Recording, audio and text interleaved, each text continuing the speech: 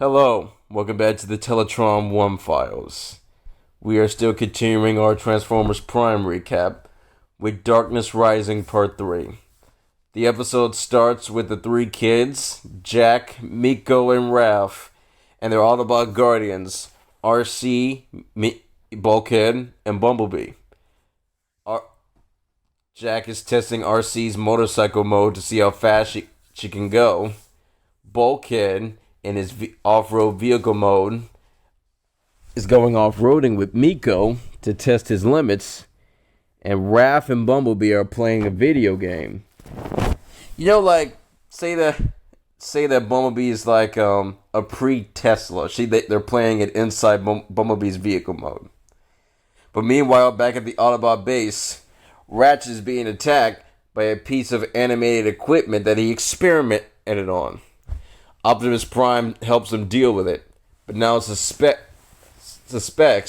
that both it and Cliffjumper were revived by Dark Energon. Meanwhile, back on the Decepticon warship, the Nemesis, Megatron, now powered up by the Dark Energon, has decided his next move and leaves the command of the cons in Starscream's hands.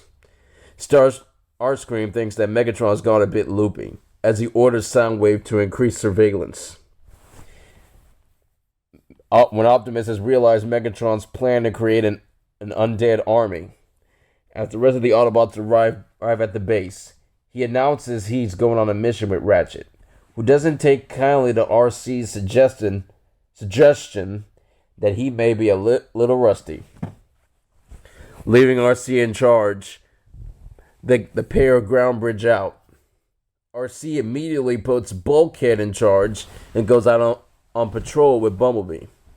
Miko attempts to organize an impromptu band practice just to find something to do. While she's belting out an electric guitar solo, the proximity alert goes off. The kids hide behind Bulkhead as Agent Fowler walks in to complain about the Energon mine explosion. Unfortunately, Miko's guitar gives them away, and Fowler announces that he's taking them into federal custody. But Bulkhead puts his foot down, and Fowler storms out. In a remote region, Prime explains to Ratchet that they're looking for the remains of an old Transformer battlefield from the period in the war where Energon started being hidden on other planets. Meanwhile, when Fowler flies from the Autobot base in his copter, he radios in a report, which is intercepted by Soundwave. Starscream orders Fowler captured. So Soundwave sends out his drone, Laserbeak. The deployer catches up with Fowler, who engages in some deft maneuvers to try and avoid it, and even gets some shots off before it slices the tail off his copter and abducts him.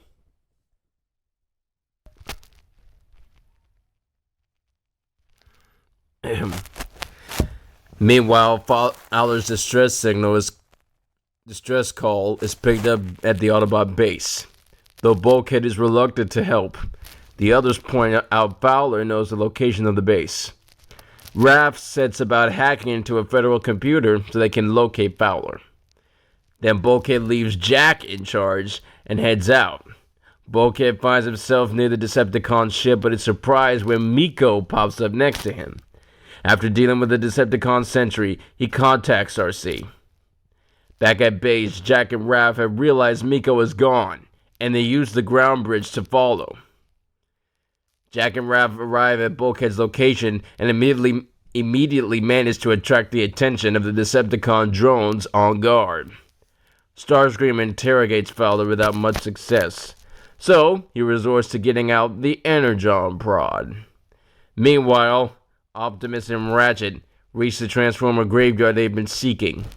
Unfortunately, so does Megatron, who uses a chunk of Dark Energon to raise an army of Terracons. And to be continued with part 4. And before we do that, I just want to say my notes on this episode.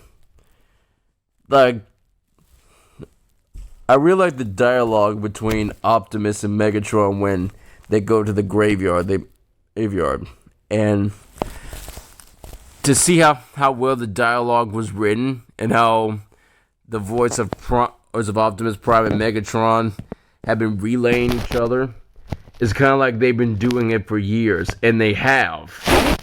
Because before the fight, when Optimus and Megatron talk, it's like this tension in the air, and like something good, a good battle is about to happen. And to hear Peter Cullen and Frank Welker, like, it's kind of like it's natural for them, and with Cullen being the hero, and Welker being the villain, as they have been heroes in previous roles.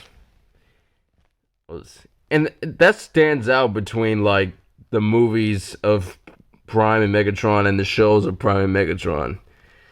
Like, when it comes to Transformers shows, they have the dialogue perfectly when it comes to good guys and bad guys, in my opinion. And we are continuing with Darkness Rising Part 4, or in the next one.